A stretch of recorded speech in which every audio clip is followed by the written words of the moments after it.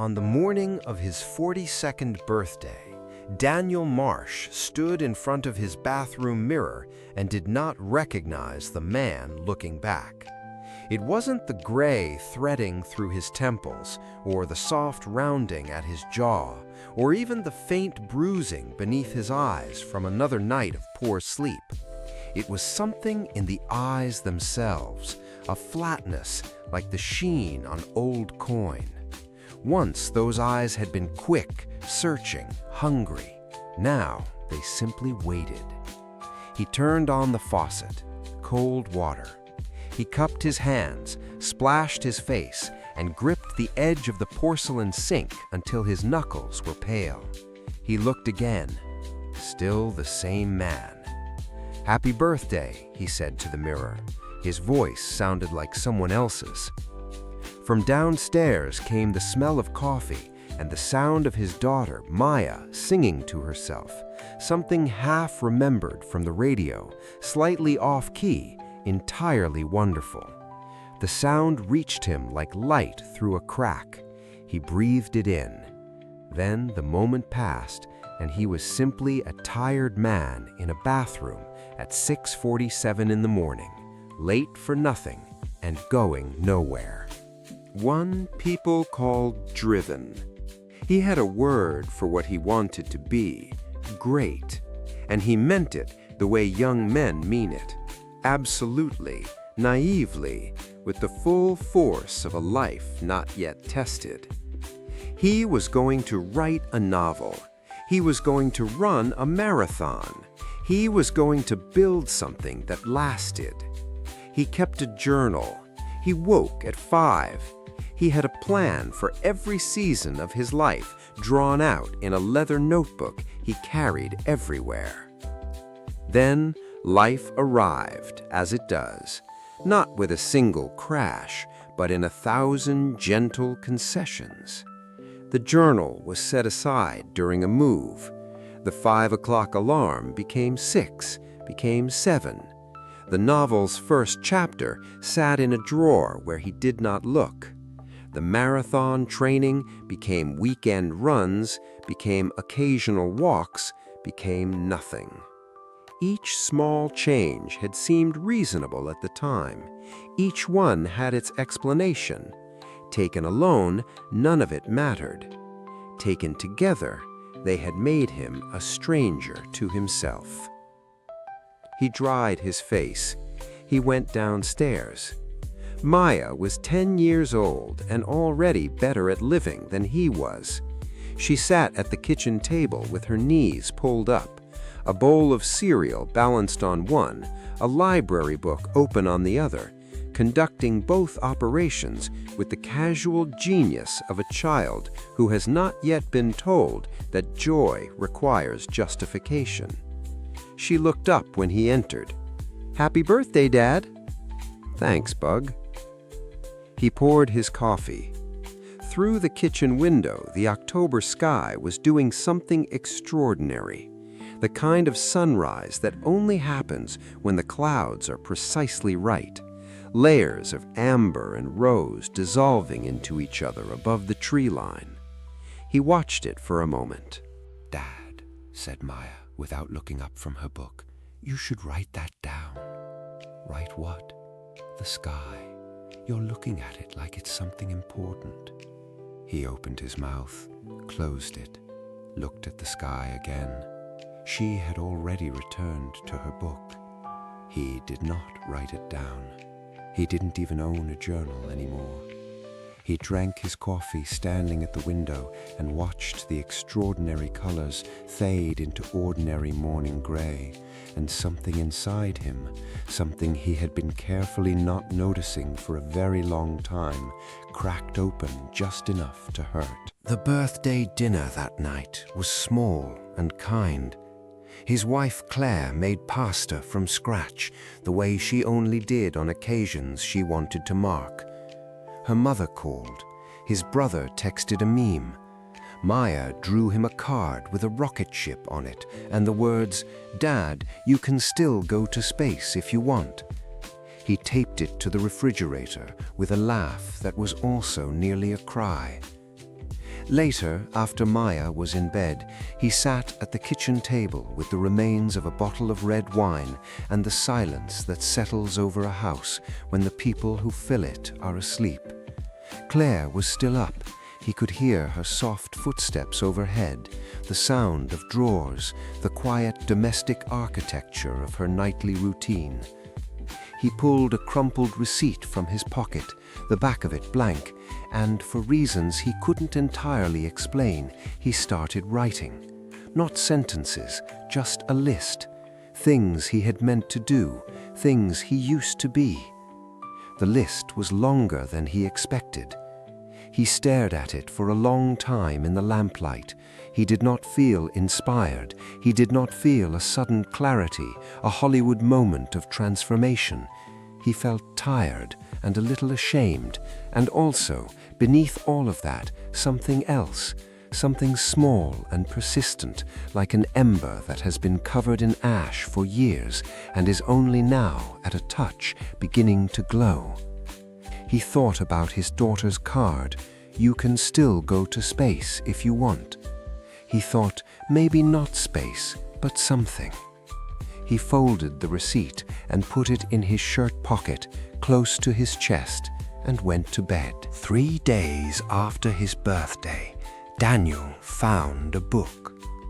It was not a dramatic finding. It was sitting on the break room table at the architecture firm where he worked, face down, spine creased, left behind by someone who apparently had no further use for it.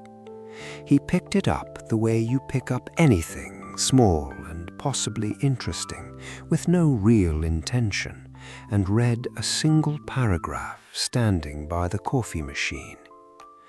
The paragraph said something he had not expected to read. It said that a 1% improvement every day, sustained for a year, does not produce a 1% better version of you. The mathematics of it, compound growth, consistency stacked on consistency, produces a version of you that is 37 times better than where you started. 37 times. He stood there with his cold coffee and read it again. The atomic truth. Habits are the compound interest of self-improvement. Just as money multiplies through compound interest, the effects of your habits multiply as you repeat them. The same way that money can work for you or against you, habits can work for you or against you. Small choices, 1% better or 1% worse, seem to make little difference in the moment, but over the span of moments that make a life, they determine who you become. He took the book home. He told himself it was just to finish reading it. He read it in 3 days, on the train, in his car during lunch, at the kitchen table after Maya went to bed. He dog-eared pages. He found himself reading sentences twice, not because they were unclear, but because he wanted to feel them land a second time. The book did not tell him to overhaul his life. It told him to reduce it, to make the next right thing so small, so laughably achievable, that failure became genuinely difficult. It called them atomic habits, not because they were tiny, though they were, but because they were the atoms from which a larger life is built. It said, don't aim to run a marathon, aim to put on your running shoes. Don't aim to write a novel, aim to open the document and write 1 sentence. 1 sentence. He could do 1 sentence. He could not explain why this felt different from every other self-help thought he had entertained and abandoned. Perhaps it was the birthday. Perhaps it was Maya's card still on the refrigerator. Perhaps it was simply that he was tired enough of the version of himself he had become to try something, anything, even something this small. He did not need it to feel important. He did not need a grand ceremony. He needed to begin. On a Thursday evening in late October, Daniel Marsh opened his laptop, created a new document, and wrote one sentence. It was not a good sentence. It was the sentence of a man who had forgotten how to write sentences, clunky and over-explained, the kind of sentence that exists only to prove that a sentence can be made. He did not care. He typed a period at the end of it, saved the document, closed the laptop, and felt, he was embarrassed to admit this even to himself, something close to joy. He was not a writer again. He was not transformed. He had written one bad sentence, but he had written it, and tomorrow the document would be there waiting, and there would be another sentence, and then another. He went downstairs where Maya was doing homework at the kitchen table. "What are you smiling about?" she asked without looking up. "Nothing," he said. She looked up, studied him with the unnerving accuracy of a 10-year-old who has been paying close attention. "You look different. Your face looks different." "I started writing again," he said. She nodded slowly, as if this explained everything, and returned to her homework. "Good," she said. "Just that. Good." He stood at the refrigerator and looked at her card, "You can still go to space if you want," and thought, "Not space, but this. This is enough." The 2-minute rule. When you start a new habit, it should take less than 2 minutes to do. The idea is to make your habits as easy as possible to start. A new habit should not feel like a challenge. The actions that follow can be challenging, but the first 2 minutes should be easy. What you want is a gateway habit that naturally leads you down a more productive path. Over the following 2 weeks, he built the ritual carefully, the way you might repair a watch, gently, with attention to small pieces. Every evening at 9, after Maya was in bed, he sat at the kitchen table with a cup of chamomile tea and opened the document. He gave himself permission to write just one sentence. Most nights he wrote more. Some nights he wrote only the one. He kept both nights equal in his mind. He did not grade himself on volume. The rule was simply open the document, write something, close it. That was victory. On the 14th day, he had 4,000 words. They were imperfect words, uneven in places, overwritten in others, but they were his, and they were there. And when he scrolled back through them one Sunday morning with his coffee, he felt something he had not felt in over a decade. He felt like himself. In November, Daniel's firm lost a major contract. It was not his fault. The economic winds had shifted, the client had pivoted, the numbers no longer worked. But Daniel was the senior project lead, and the fallout landed mostly on him. 3 weeks of late nights, damage control, investor calls, and the particular exhaustion of managing other people's anxiety while privately containing your own. He came home at 9, at 10, at 11. He sat at the kitchen table after the house was asleep and stared at his laptop. And what he felt was not the gentle momentum of a man building something. It was the lead weight of a man who had run out of himself.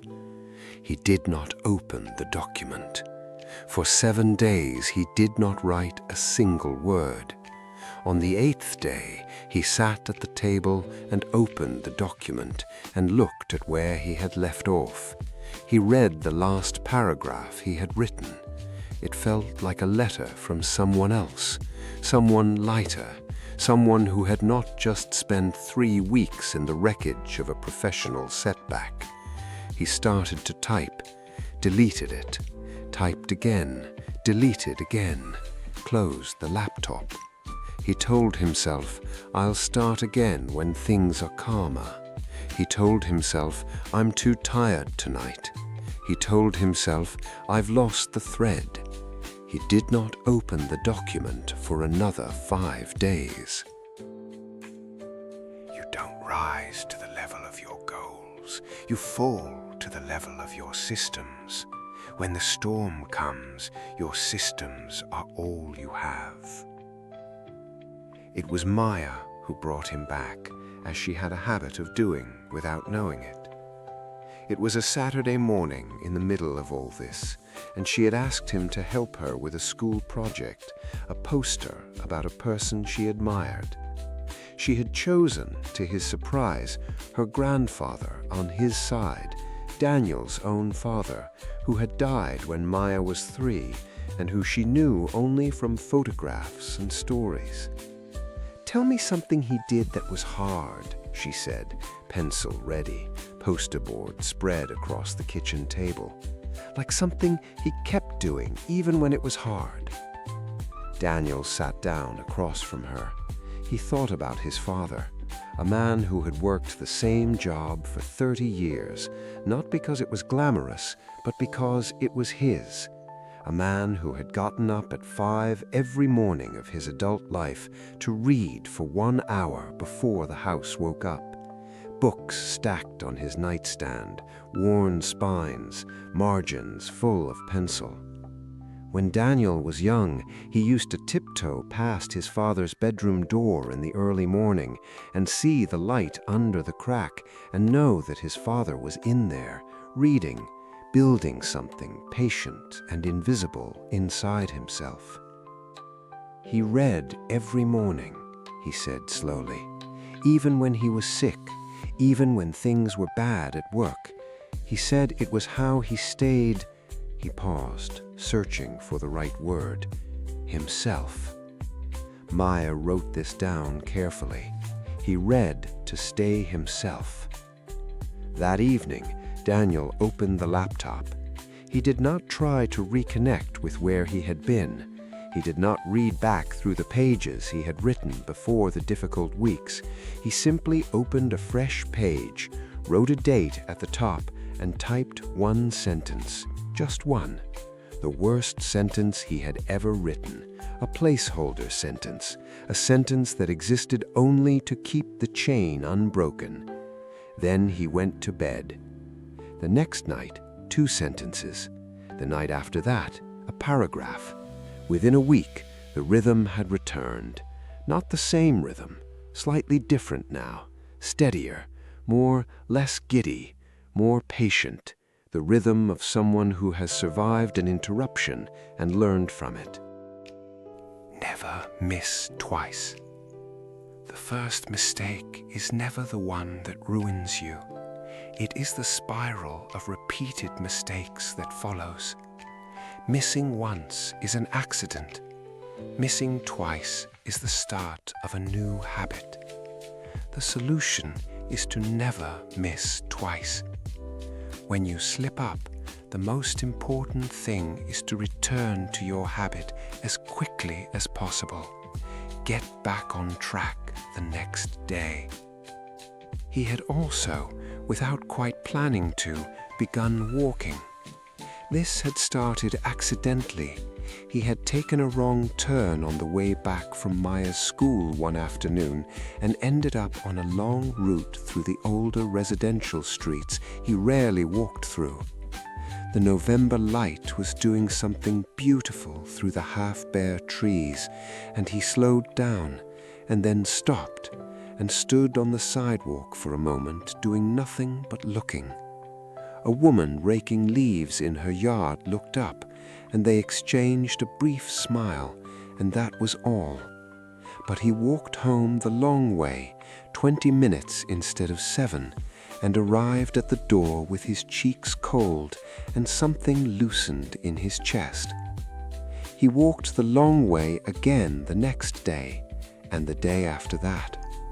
He began to see the neighborhood differently, the way the light fell across certain houses in the afternoon, the sound the wind made in the big oak on Clement Street, the garden 3 blocks over where someone was still growing late-season kale, stubborn green against the gray.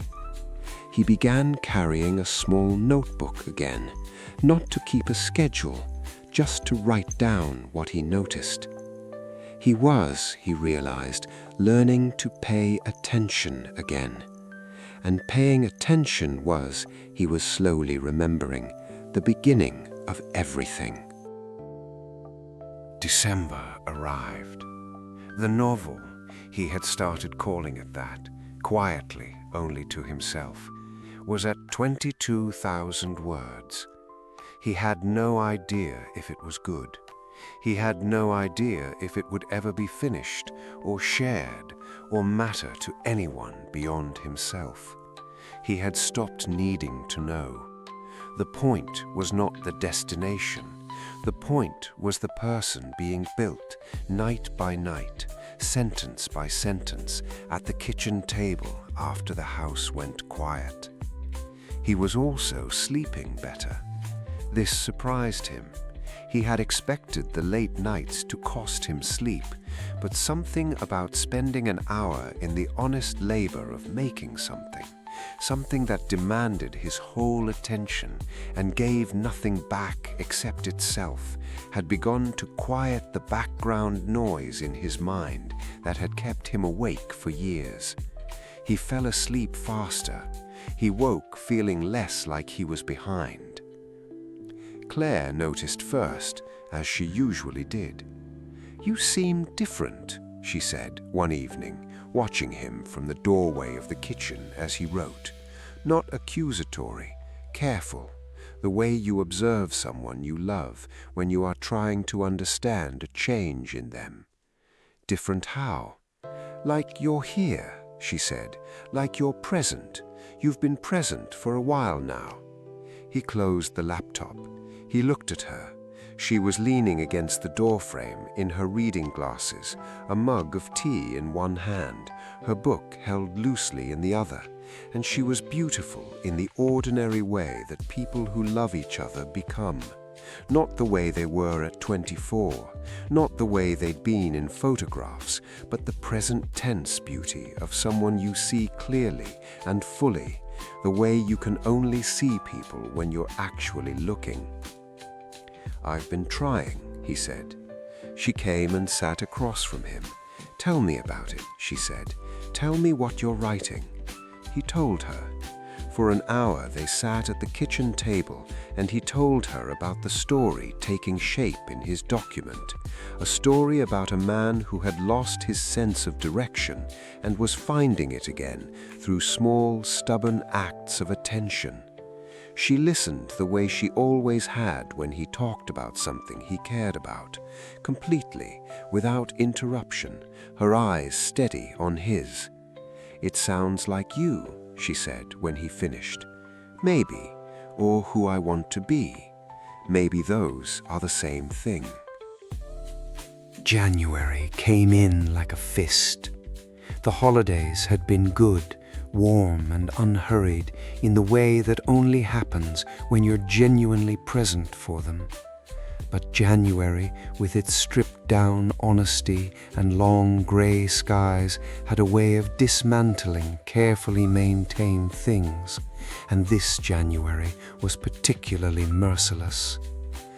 Maya got sick first, a chest cold that went deep and lasted 3 weeks, keeping her home from school, filling the nights with coughing fits and the particular helpless ache of watching your child be ill.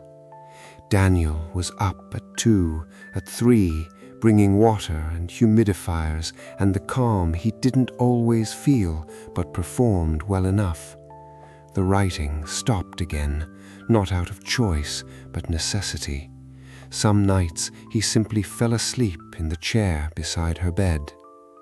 When Maya recovered, Daniel got sick himself, the same virus delayed, arriving precisely when he had no reserves left to fight it. He spent a week on the couch under a blanket, aching and feverish, watching the sky through the living room window and feeling a creeping despair that illness always brings.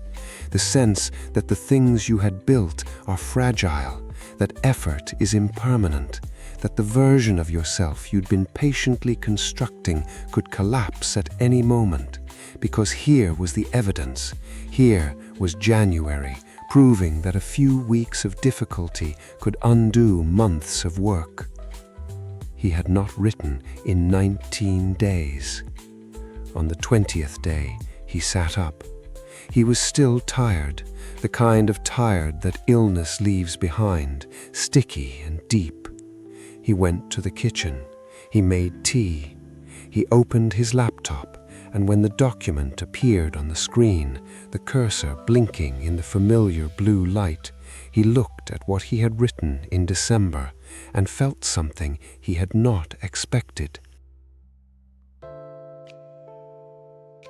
The identity is the deeper habit.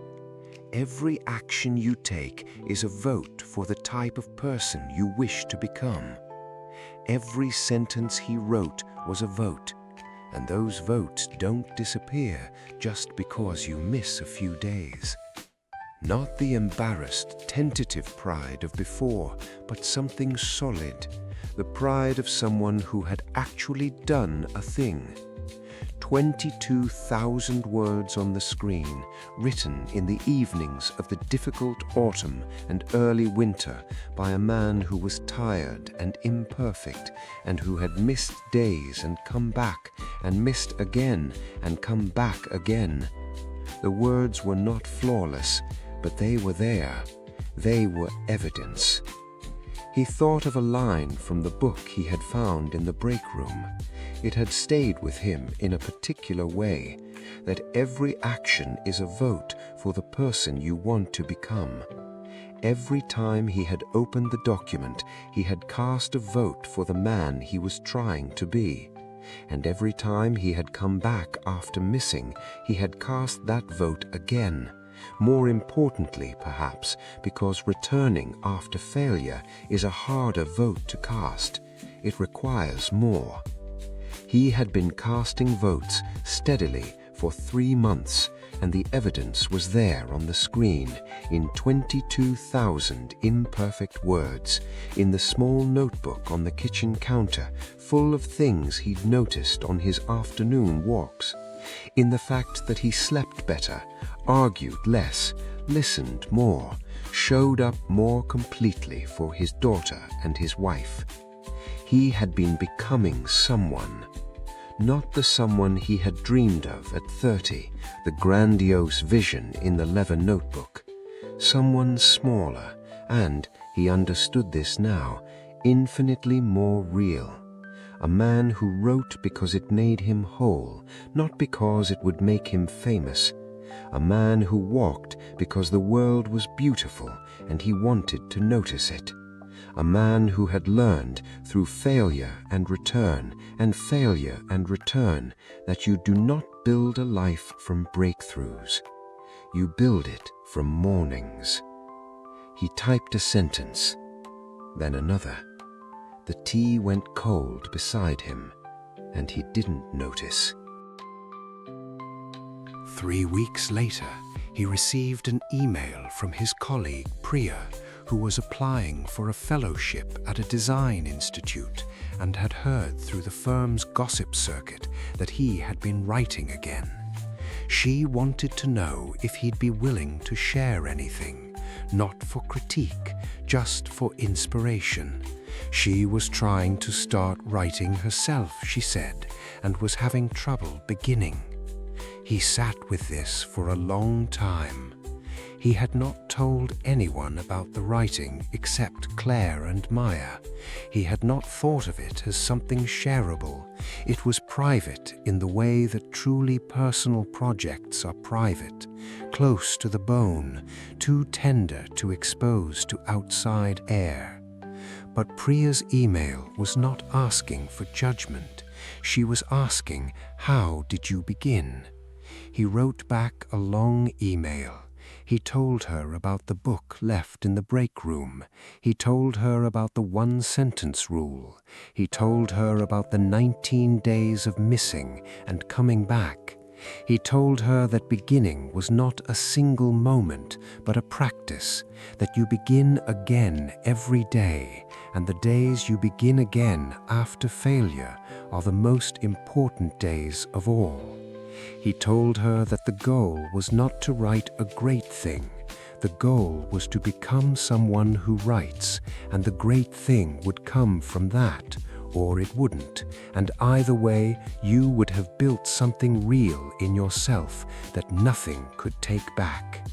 He sent it and felt a small warmth in his chest. He had, without planning to, begun to teach what he was learning. The most effective way to change your habits is to focus not on what you want to achieve, but on who you wish to become. Every habit is a vote for an identity. The goal is not to read a book, it is to become a reader. Not to run a marathon, but to become a runner. Not to learn an instrument, but to become a musician. Once you start to believe in a new version of yourself, you can build better habits naturally.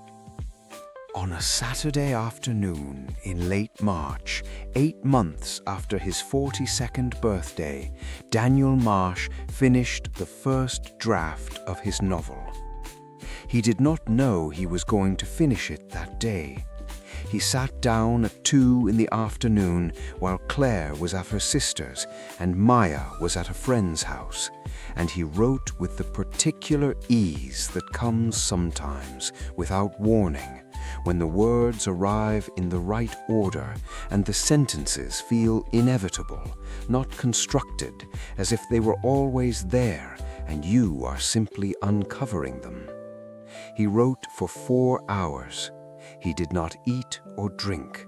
He followed the story where it led, into the ending he had not quite planned, which turned out to be the only possible ending, obvious in retrospect, the way all true things are. He typed the last sentence at 6:17 in the evening. He sat back and looked at it. The room was going gold with late afternoon light. The house was quiet. On the screen, the document had scrolled to the final paragraph of a story he had been carrying inside him in one form or another for more than a decade.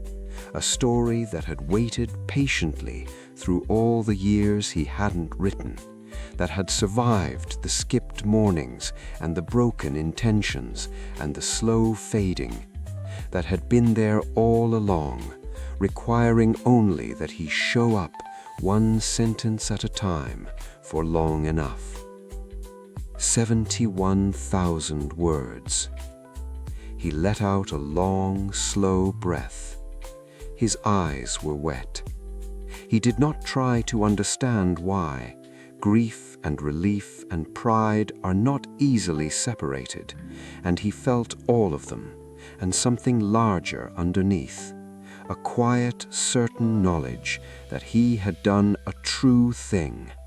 Not a perfect thing, not a thing guaranteed to matter to anyone else, but a true thing made honestly from the materials of his actual life, finished by the actual person he had, over 8 difficult and instructive months, managed to become. Success is not a destination you arrive at.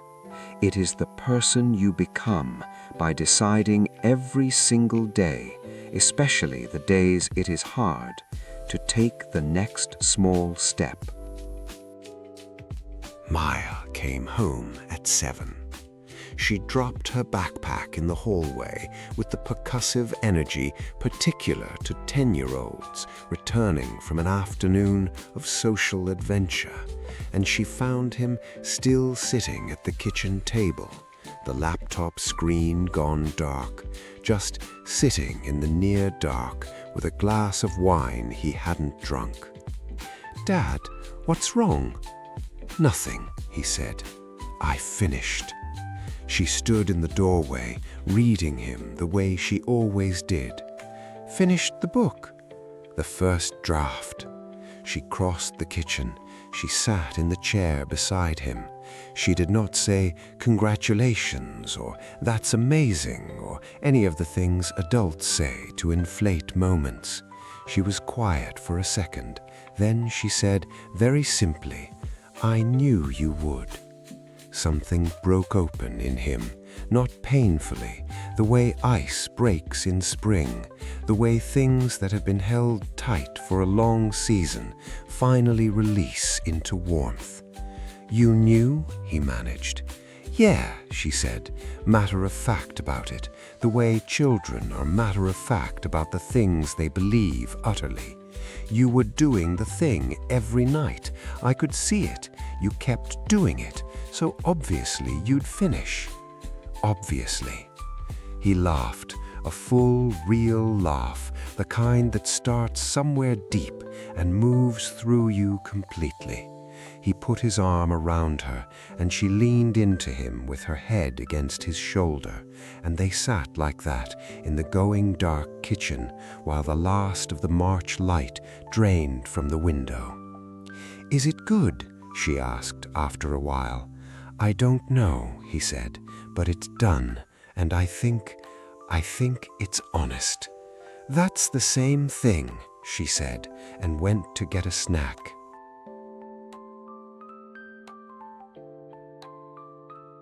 Claire read the draft in a weekend. She sat up until 2 on a Saturday night finishing it. And when she came to bed and he woke to find her there, she said simply, "It's good, Daniel. It's really good." He believed her, not because she was his wife, but because she said it the way people say things that are true, without flourish, with the particular economy of someone not trying to make you feel a certain way, just telling you what is. He sent it to an agent in April. He got a rejection in May. He revised the opening chapters and sent it to 3 more. He got 2 more rejections and 1 request for the full manuscript. None of this is the point.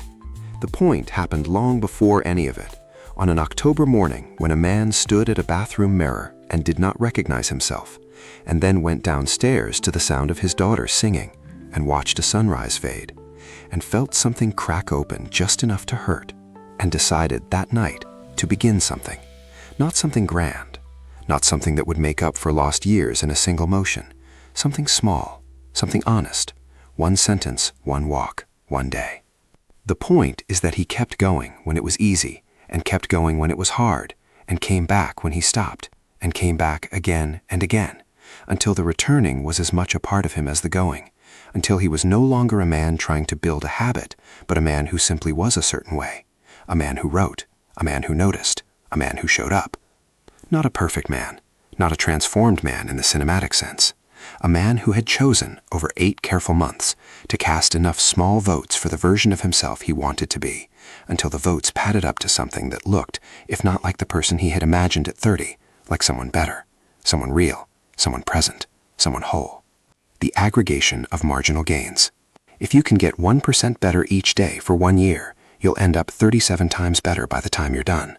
Conversely, if you get 1% worse each day for 1 year, you'll decline nearly down to 0.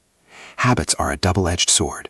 Bad habits can cut you down just as easily as good habits can build you up.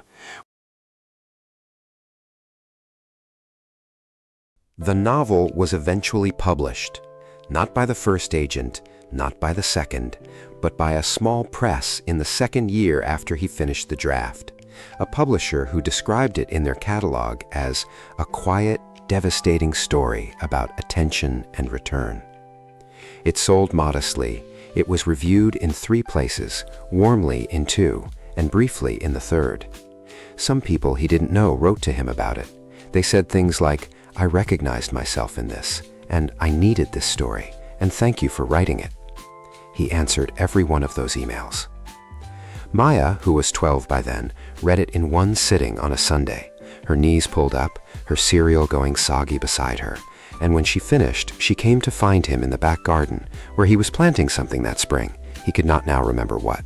And she said, "The part about the dad on the bench, that's you, right?" And he said, "Yes." And she said, "It made me cry a little."